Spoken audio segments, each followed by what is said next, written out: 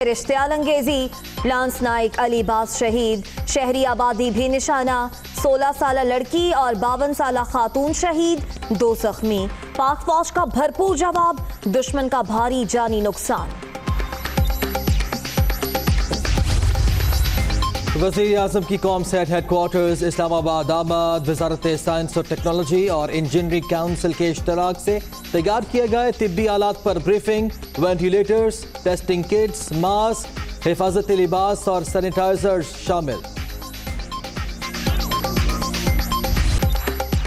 Corona موزور، مزید 19 افراد کی جان لے لی، اب تک 346 اموات، ملک بھر میں 15,759 شہری متاثر، پنجاب 6,061، سندھ 5,695، خیبر پختونخوا 2,313 اور بلوچستان میں 978 کیسز، 4,052 مریض صحت یاب۔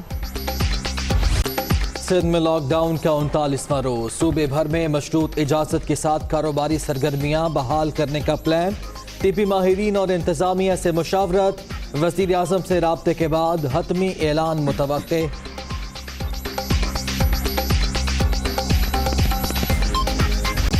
محدود ہیں تو محفوظ ہیں، پنجاب میں لاک ڈاؤن برقرار، کہیں پابندیوں پر عمل درآمد تو کہیں دفعہ 144 کی کھلم کھلا خلاف ورزی، عوام کی غیر سنجیدگی عروج پر، شہر شہر سڑکوں پر رش، مارکیٹس میں لوگوں کا ہجوم۔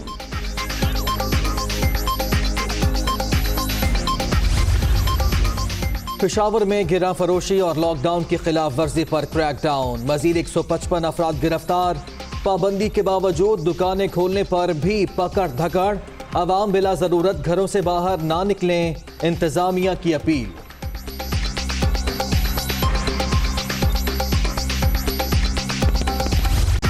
صفائی کے انتظامات نظر انداز، مہلک وائرس سمیت دیگر امراض سے بچانے کے لیے ناکافی اقدامات، کراچی میں جگہ جگہ کچرے کے ڈھیر، ضلع وسطی، شرقی، غربی، جنوبی، ملیر اور کورنگی میں ابتر صورتحال، گندگی سے کون نجات دلائے گا، شہریوں کی دہائی۔ پہلے تو اٹھ بھی جاتا تھا، اب تو بالکل بھی نہیں اٹھایا جا رہا، اب تو کرونا وائرس کی وجہ سے چیک ان پہ بھی آنے تو پھر بھی نہیں اٹھا رہے، کچرا اتنا بڑھ رہا ہے کہ گھروں میں بدبو آ رہی ہے، چھوٹے چھوٹے بچے ہمارے بیمار ہو رہے ہیں۔ کسی بھی گلی میں کسی بھی محلے میں چلے آئے تو وہاں پر آپ کو اتنا ہی کچرے کا ڈھیر نظر آئے گا، کوئی اقدامات نہیں ہو رہے۔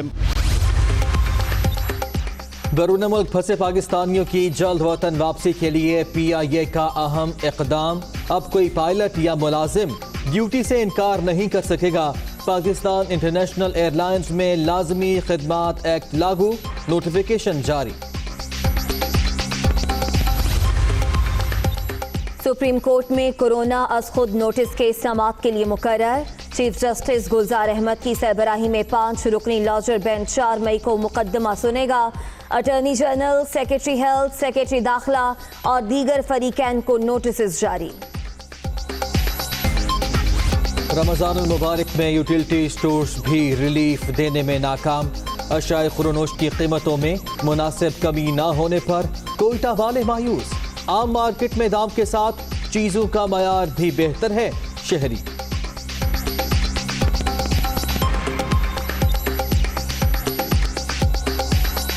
یوٹیلٹی اسٹور میں پہلے چیزیں جو تھی بہت کم ملتی تھی نا، تو اب اتنی کم نہیں ہے، سستا ریٹ نہیں ہے، غریب بندے کے لیے تو یہ بھی مل گیا ہے، کیا کریں ہم لوگ، صبح سے یہی ریٹ دیکھ دیکھ کے بہت پریشان ہیں۔ چیزیں تو بالکل بہت آئی ہوئی ہیں، لیکن جو عوام نے سوچا تھا وہ بالکل ریٹ نہیں ہے، ریٹ بالکل زیادہ ہیں، کچھ ایسے آئٹم ہیں جن میں کمی ہے لیکن بالکل ایسا کوئی مناسب ریٹ نہیں ہے جو بازار سے جو نہ کم مل سکے۔ رمضان میں اونچے دام، مہنگائی سے عوام کا جینا حرام، پشاور میں دالیں، پھل، سبزیاں مہنگی، لیمو 400 روپے اور آلو 70 روپے کلو میں فروخت، انتظامیہ قیمتیں کنٹرول کرنے کے لیے مؤثر نظام بنائے، شہریوں کا مطالبہ۔ انتظامیہ کو چاہیے کہ وہ باہر نکلے، سستی بازار لگائے اور ان گران فروشوں کے خلاف کارروائی کرے، چیک ان بیلنس بالکل ہے ہی نہیں، ہر دکاندار اپنے منہ مانگی قیمت لگا کر دکانوں میں مطلب سودا رکھ کر غریبوں پہ فروخت کر رہے ہیں۔ تو حکومت نے چاہیے کہ خدا کے لیے کہ میاں عوام پہ کوئی رحم کھائے اور ان کو چاہیے کہ میاں سستا بازار لگا دے۔ عوام کے لیے اچھی خبر، پیٹرول 20 روپے 68 پیسے اور ڈیزل 33 روپے 94 پیسے فی لیٹر سستا کرنے کی تجویز۔ اوگرا کی اسمبلی پیٹرولیم ڈویژن کو بھجوا دی گئی، وزارت خزانہ آج حتمی فیصلہ کرے گی۔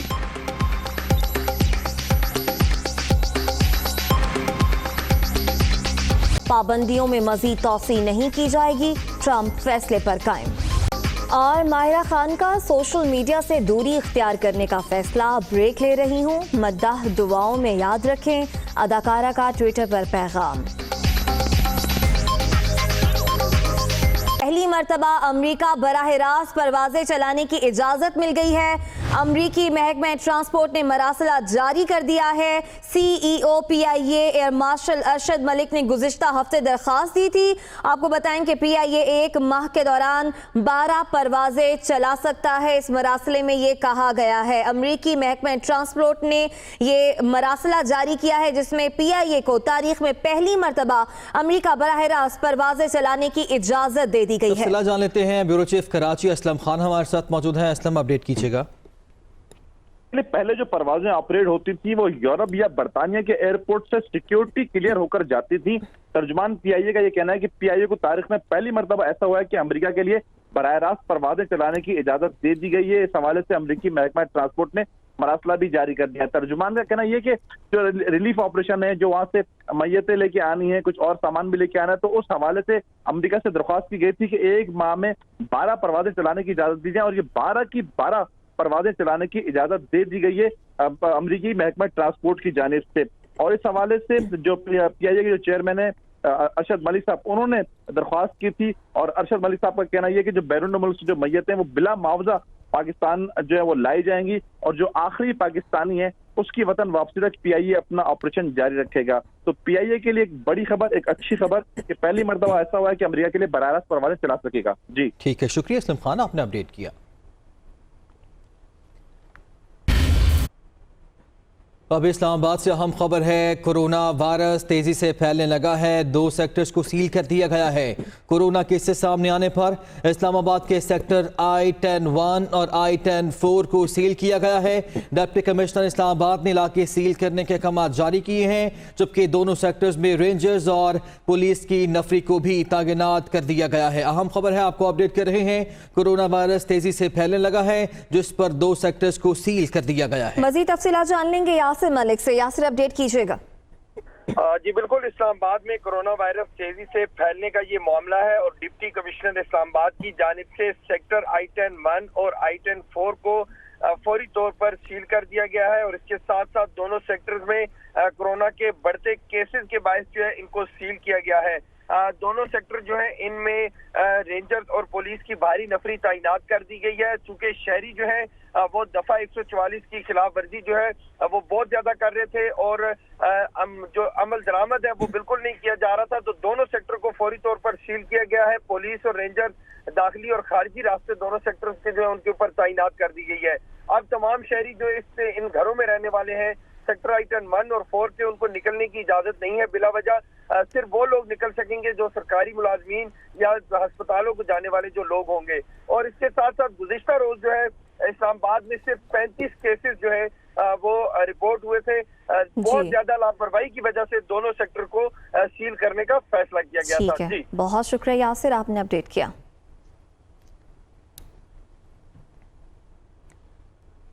ملک بھر میں کورونا سے اموات کی تعداد 346 ہو گئی ہے، متاثرہ افراد 15,759 تک پہنچ گئے ہیں۔ پنجاب کی بات کریں تو یہاں پر 6,061، سندھ میں 5,695، خیبر پختونخوا میں 2,313 اور بلوچستان میں 978 کیسز اب تک سامنے آ چکے ہیں۔ ادھر سندھ حکومت نے صوبے بھر کے لاک ڈاؤن میں مزید نرمی کا پروگرام بھی بنا لیا ہے۔ کاروباری سرگرمیوں کو مرحلہ وار محدود اجازت دینے پر غور جاری ہے، جبکہ معاون خصوصی معید یوسف کہتے ہیں کہ آئندہ 2 ہفتوں میں 7500 بیرون ملک پاکستانیوں کو واپس لایا جائے گا۔ اب آپ کو اہم خبر دیں، وزیر خارجہ شاہ محمود قریشی کا نیوزی لینڈ کے وزیر خارجہ سے ٹیلی فونک رابطہ ہوا ہے۔ کورونا کے پھیلاؤ کو روکنے کے لیے نیوزی لینڈ حکومت کے بروقت اقدامات کو سراہا ہے۔ کورونا کے عالمی چیلنج سمیت باہمی دلچسپی کے امور پر تبادلہ خیال ہوا۔ اس ٹیلی فونک گفتگو میں وزیر خارجہ شاہ محمود قریشی نے کہا کہ کورونا سے نبرد آزما ہونے کے لیے مشترکہ کاوشوں کی ضرورت ہے۔ اس خبر سے متعلق آپ کو بتائیں کہ وزیر خارجہ شاہ محمود قریشی کا نیوزی لینڈ کے وزیر خارجہ سے ٹیلی فونک رابطہ ہوا ہے اور کورونا کے پھیلاؤ کو روکنے کے لیے نیوزی لینڈ حکومت کے بروقت اقدامات کو سراہا۔ کورونا کے عالمی چیلنج سمیت باہمی دلچسپی کے امور پر تبادلہ خیال کیا گیا ہے۔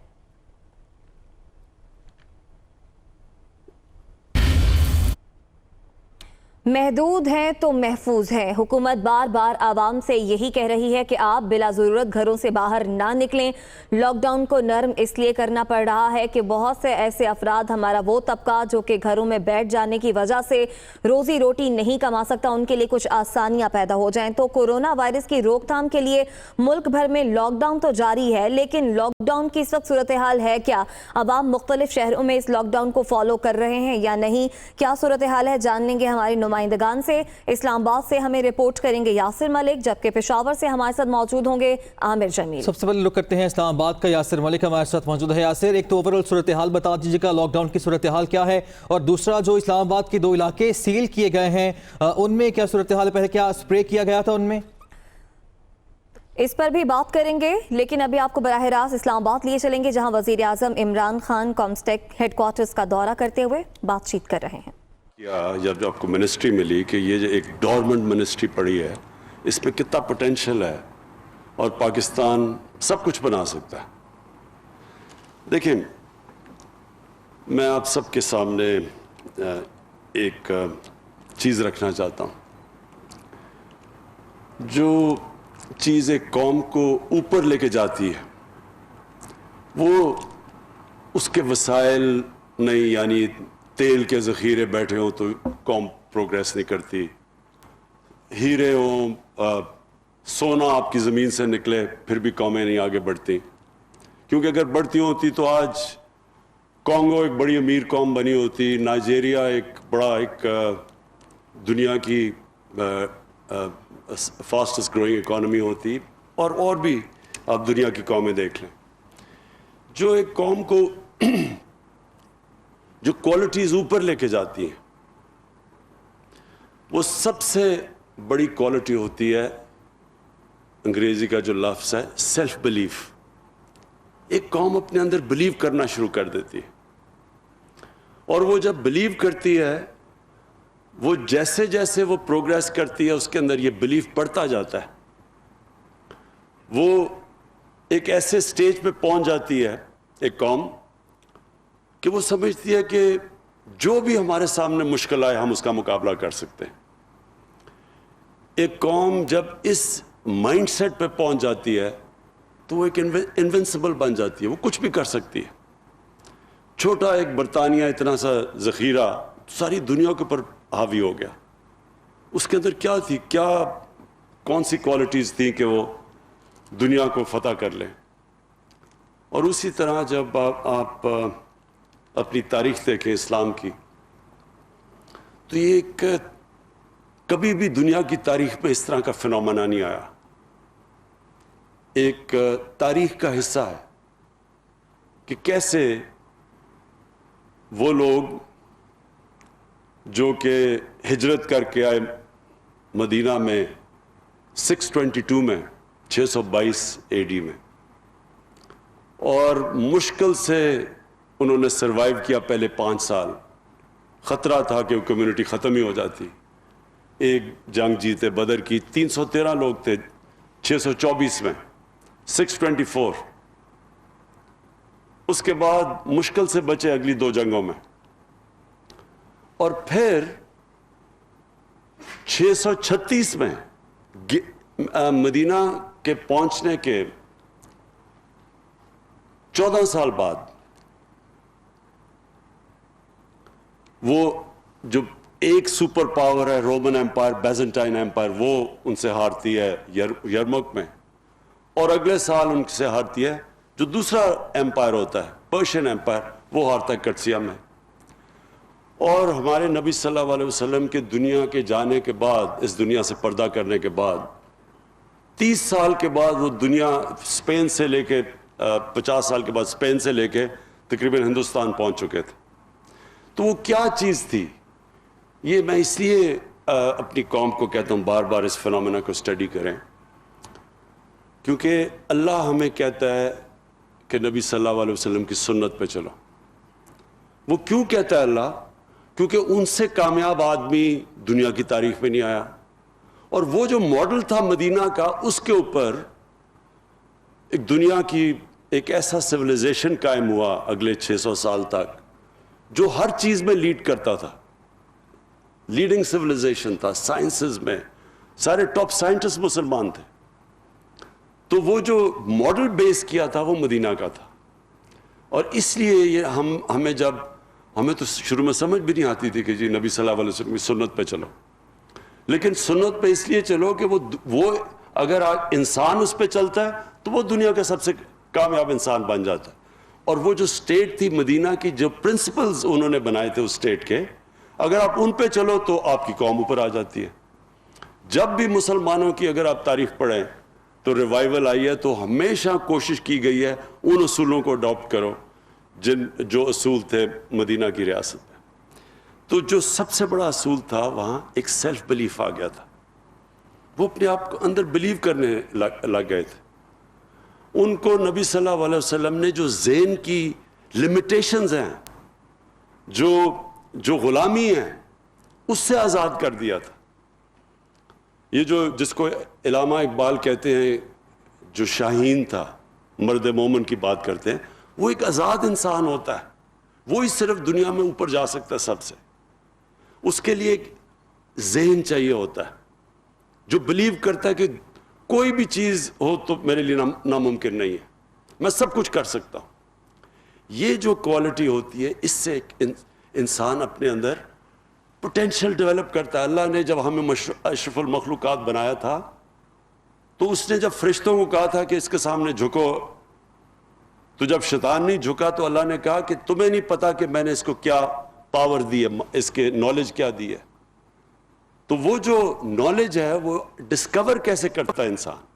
वो कभी भी एक गुलाम ज़हन नहीं डिस्कवर कर सकता जो सिर्फ डिपेंड करता है कि जी अच्छा बाहर से इंपोर्ट आ जाएगी या बाहर से नॉलेज आ जाएगी तो मैं आगे बढ़ूंगा। वो ज़हन आगे नहीं बढ़ सकता। ज़हन आगे वो बढ़ता है जो समझता है कि मैं कुछ भी